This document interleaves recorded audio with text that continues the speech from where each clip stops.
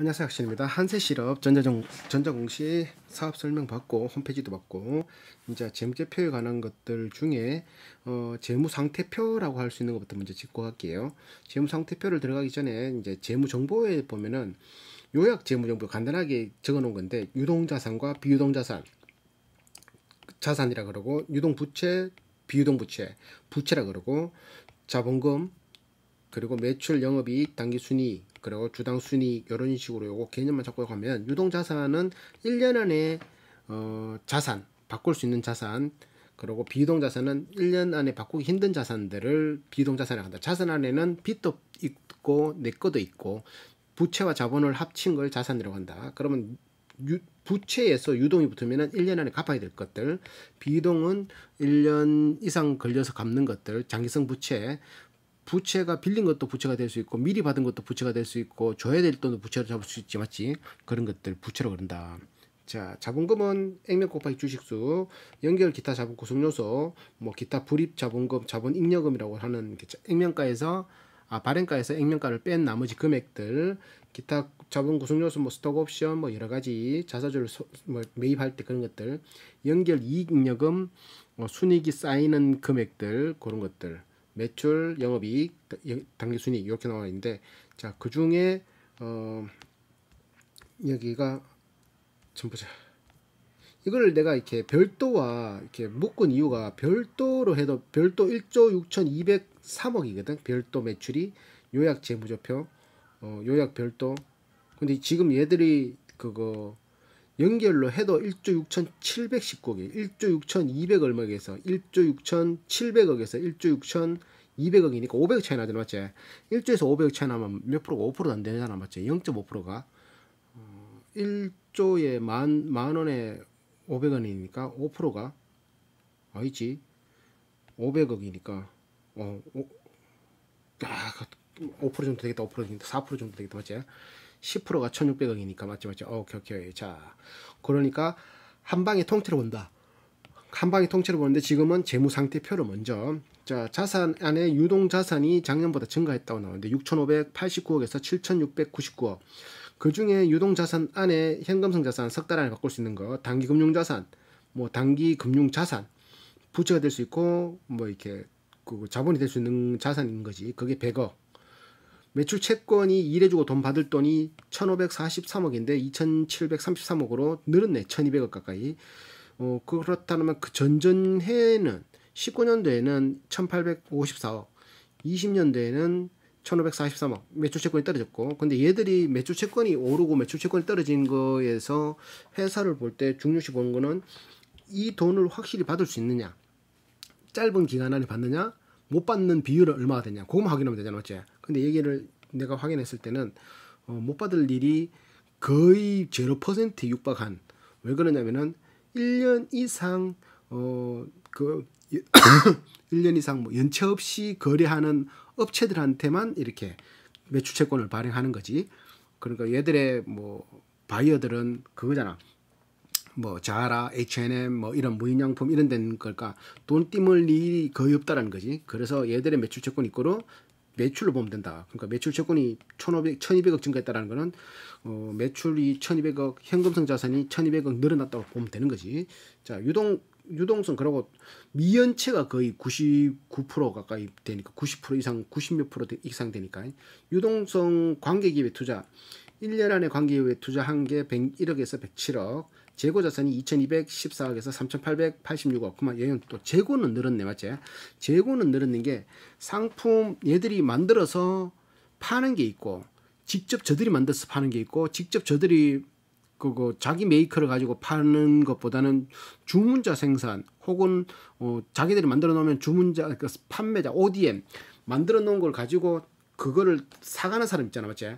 그러다 보니까 얘들이 직접 저들이 뭐 이렇게 마진 남기려고 만들다기보다는 원자재 값이 오르니까 미리 원자재를 선점해서 그 가격이 올라갈 수 있고, 아니면 주문이 미리 들어왔기 때문에 미리 재고를 쌓아 놓을 수도 있고, 막 그렇게 괜히 디자인 바뀌고 이럴 수 있는데 굳이 뭐 이렇게 주문 들어와서 만들어 놓을 필요는 없잖아, 맞지?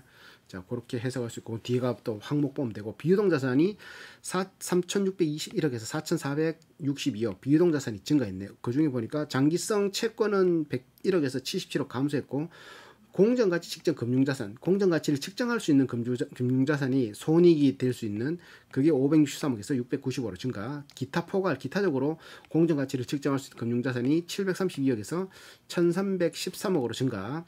종속기업에 투자한 게 19억에서 109억으로 이 한 90억 증가했네.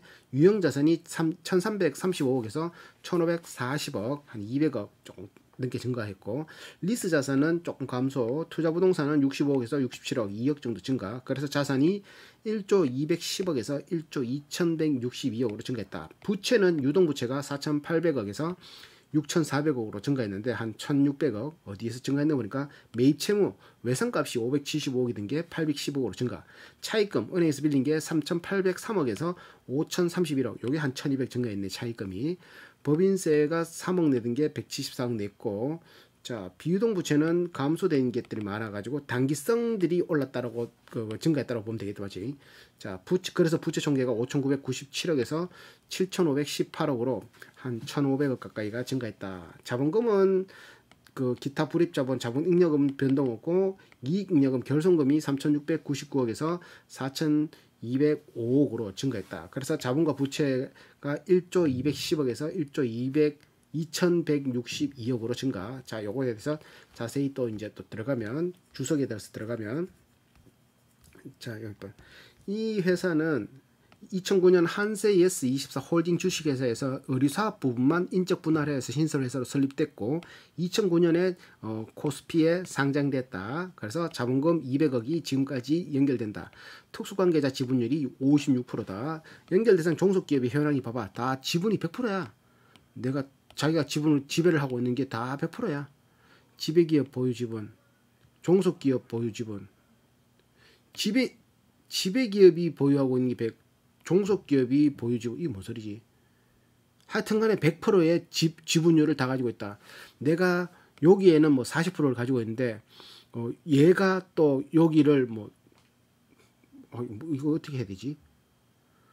이건 조금 애매한데 하여튼 100%의 지분율을 다 가지고 있다. 회사 자기들이 가지고 있는 회사는 자 그렇게 해석하면 되고 요번에 증가한 게 어페럴 한세 어페럴과 한세 GSM 회사가 두 개가 이제 편입되었다. 그리고 한세 베트남, 한세 TG, 한세 TN 요렇게 적자가 났고 매출은 520억 올릴 때 66억 적자, 한세 TN은 400억 매출 올릴 때 19억 적자, 한세 TG 같은 경우는 483억 매출 올릴 때 39억 적자, 한세 피누라 여기는 9억 적자 뭐 이런 식으로 적자돼 있다.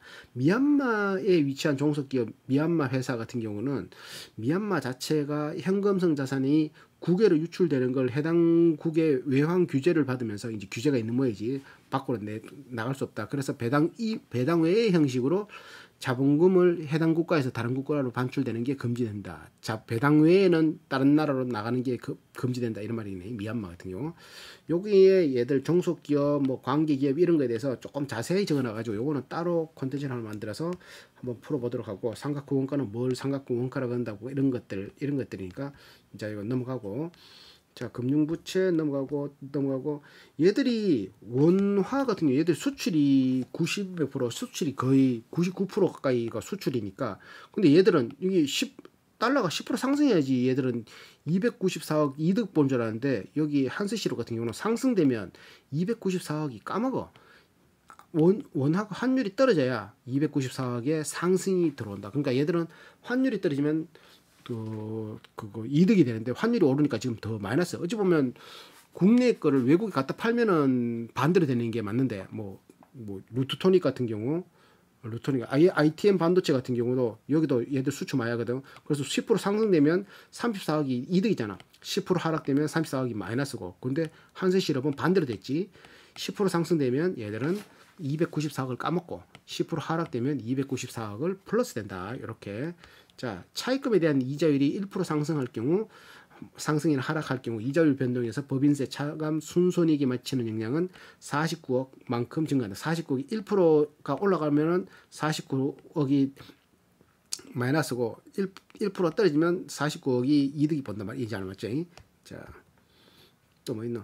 자본 조달 비율이 여기 54.2% 나오는데 여기 보면 총 자본 이게 총 자산이라고 말해야 될 것 같은데 부채 플러스 자본이 자산이잖아. 근데 이거 좀 명칭이 이상해가지고 일단 조금 패스.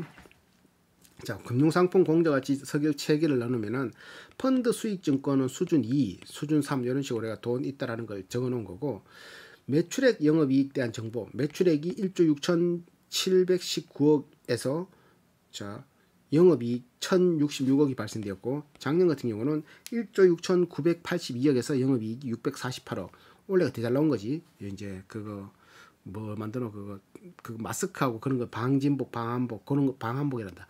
그런 것들을 만드는 돈을 써가지고 영업이익을 끌어올렸다. 자, 지역별 매출을 보니까 한국 매출이 279억이 된 게 이번에 458억 올렸고 미국 매출이 1조 6,703억이 된 게 1조 6,261억으로 전체 매출은 감소됐지만 좀 감소됐다.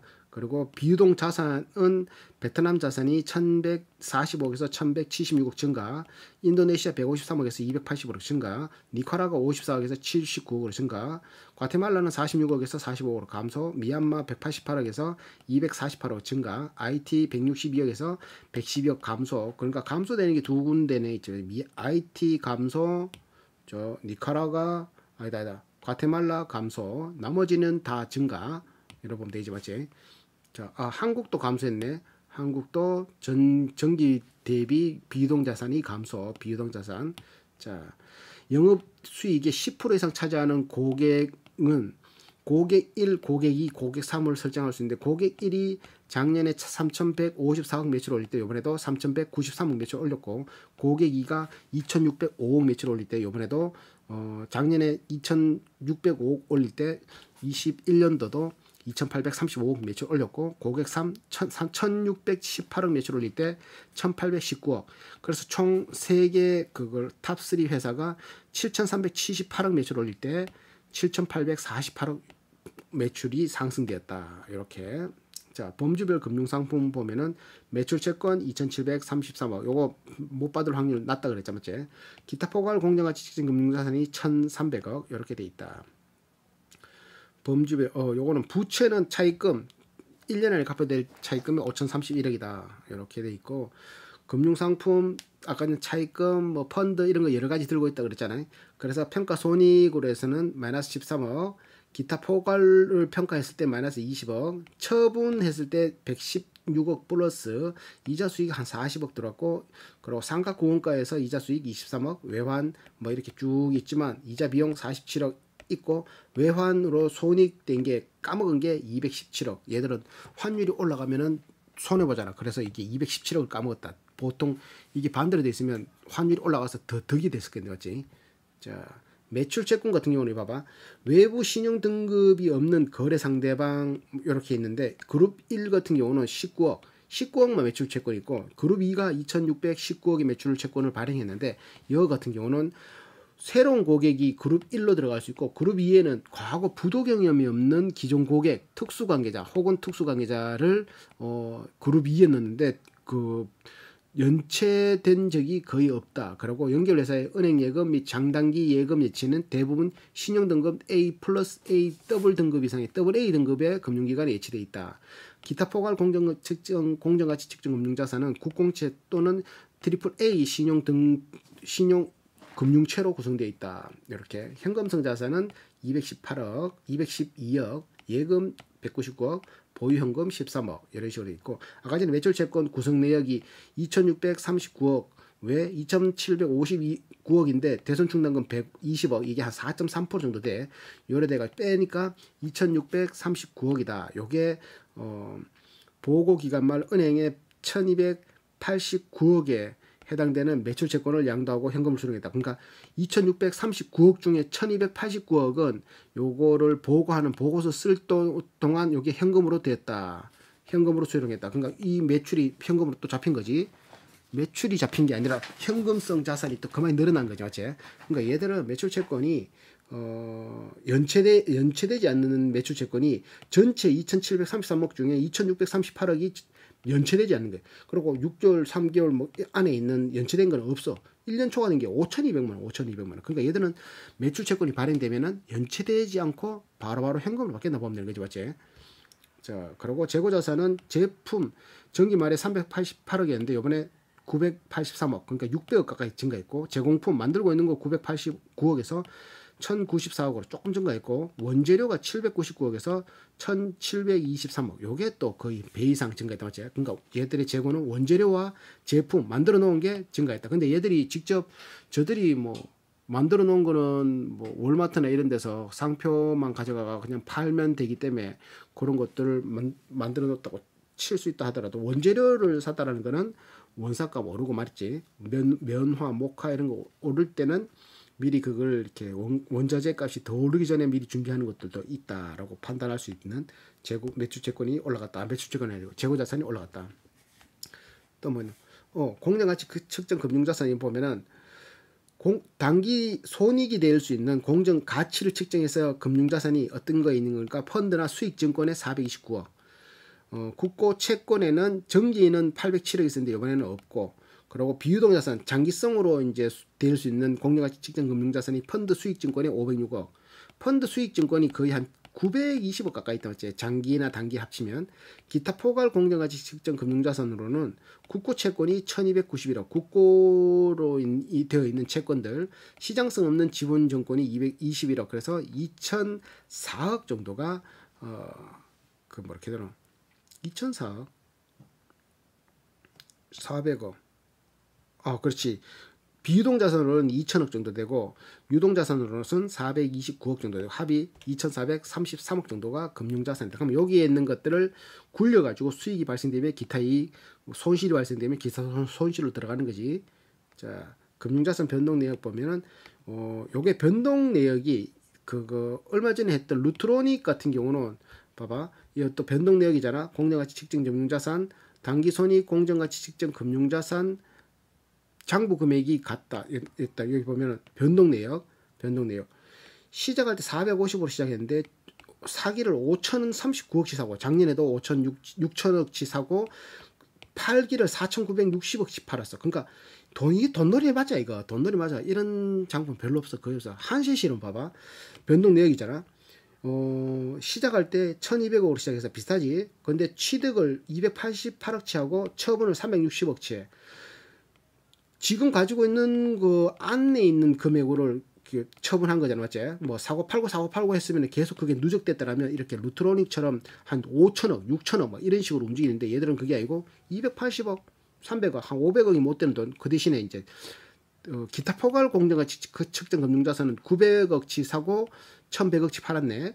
그래서 총 지금 있는 게 1,119억치 되어 있다. 이걸 왜 보느냐면은 취득하고 처분하는 금액이 가지고 있는 자산 안에서 미만되는 금액이 움직이는데, 루트로닉은 450억 가지고 있었고 지금 531억 있지만 저들이 취급한 돈은 왔다 갔다 한 돈은 5천억씩, 500억 가지고 있고 450 가지고 있었지만 6천억씩 왔다 갔다 했다. 이거를 얘기해주고 싶어서 하는 거라고.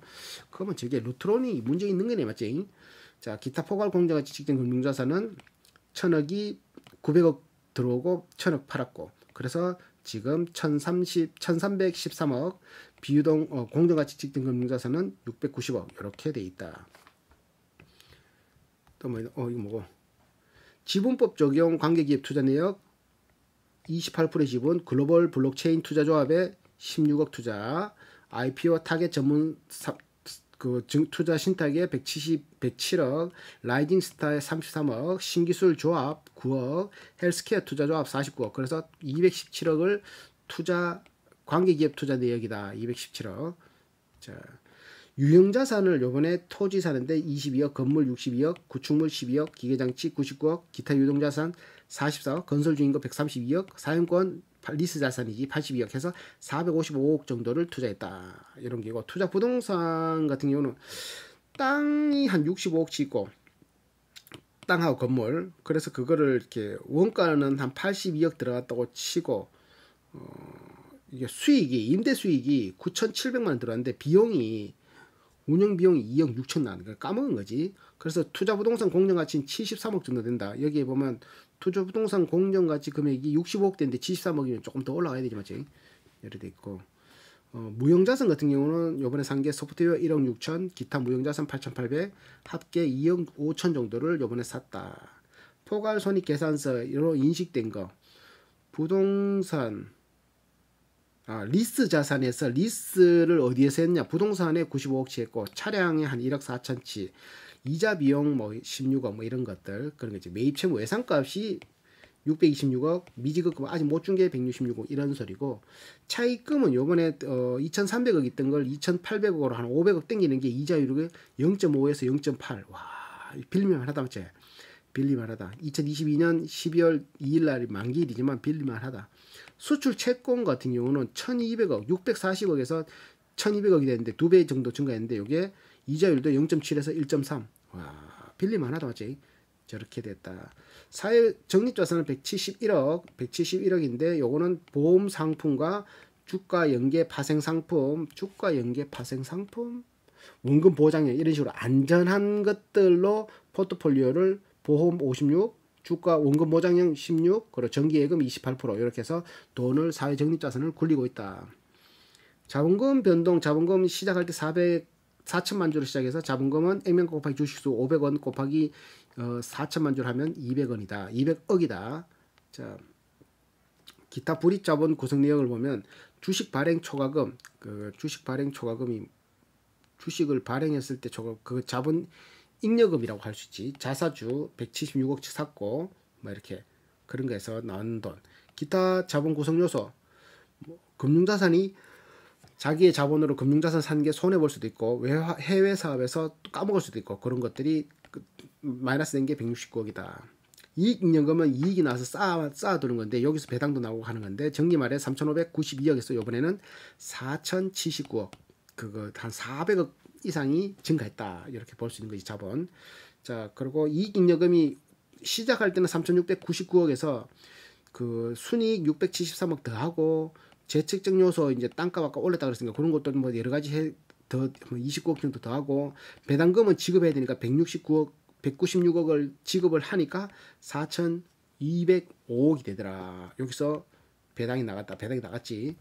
자 비용의 성격별 분류는 이거는 원가 그 손익계산서 할 때 보도록 하고 요거 손익계산서 할 때 보도록 하고 자 이렇게 해서 재무활동으로 생기는 부채의 변동을 이것도 그냥 특별하게 볼 거 없다. 자 그리고 우발부채 원재료 수입에 따른 뭐 어음을 포함한 무역금융과 신용장 개설 수출채권의 할인과 관련해서 KB 하나은행하고 5,808억의 한도 약정을 체결했고 한국수출은행과 1,404억의 일반 대출 약정, 한세이에스 24 홀딩스와 경영 자문용역 상표 사용 계약 이제 로열티란 거지 체결하고 있고 뭐 이런 것들.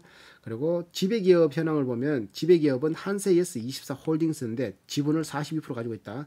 특수관계자는 한세드림, 예스24, 동아출판, 한세이에스 24, 한세 MK 아이스타일 24 이런 식으로 종속기업이 있다. 관계기업으로는 라이징스타 투자조합, 신기술 투자조합, 블록체인 투자조합, 헬스케어 투자조합, 전문사무 증권투자신탁 제1호 뭐 이런 회사들이 있다. 채권 채무를 보면은 이제 채권은 받을 거, 채무는 줄 거. 자, 또 특수관계자의 자금 거래, 뭐 특수관계자들 자기들이 이제 관계기업 혹은 지배기업이 있는 회사들과 라이징 스타에는 출자를 35억치 했고 신기술조합 1호에는 10억 출자를 했고 막 이런 식으로. 그리고 배당금 수치는 받은 거고 우리 글로벌 블록체인 투자조합 15에는 배당금을 51억치 받았고 배당금 지급은 한세예스 24 홀딩스의 배당금을 84억 줬다는 소리지. 자, 특수관계자의 매출 매입 거래를 본다라면 한세예스 홀딩스는 매출 7억 3천, 한세 TG 요 1억이고 1억 매출.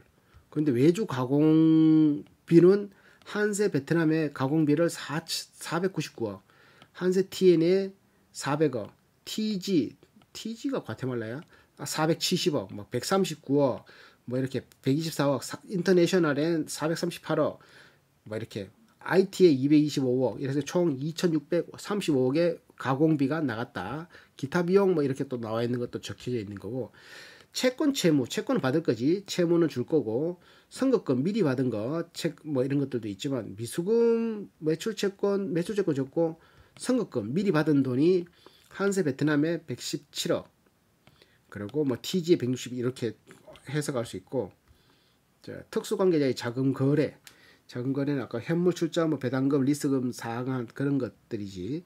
자, 배당에 관한 사항은 이제 조금 끝나고 하면 되겠네. 그래서 2부는 2부란다 이거. 연결 현금 흐름표와 연결 현금 손익계산서와 연결 현금 흐름표는 마무리가 아니고 2부로